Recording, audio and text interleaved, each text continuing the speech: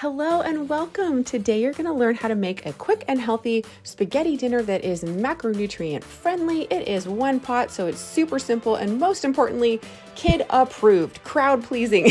See these happy smiles right here? Let's dive right in. I'm going to show you what it looks like here.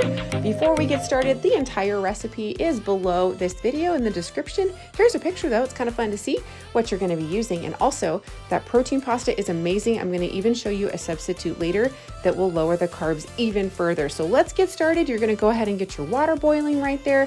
While it's boiling, go ahead and chop up those meatballs. What's cool about meatballs, they're time saving, money saving, and they already taste awesome because they're seasoned.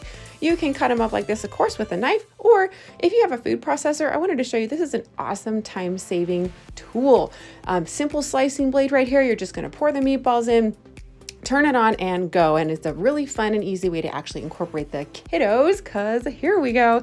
Gabriel and Michael, they are 9 and 7. At the time of this video, it's a wonderful opportunity to teach them healthy habits, safe kitchen skills, so they grow up learning how to cook healthy for themselves, and that healthy can be fun, right?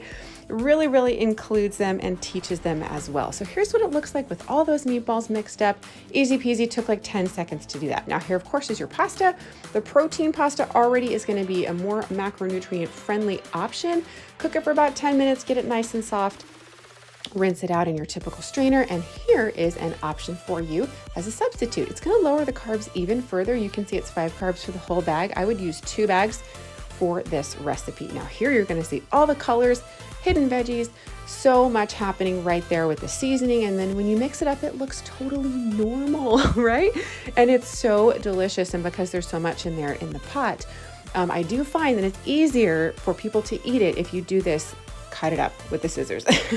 Then you can mix in your meatballs there, and all together it is delicious. You are welcome to let it simmer a few minutes, but you don't really have to. The flavors blend pretty easily. And then you have happy, healthy kiddos, look here, who are ready to eat their dinner without complaining. Totally helps with picky eaters.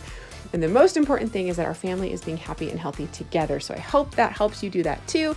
Thank you so much for joining me, and grab the recipe below this video. Bye.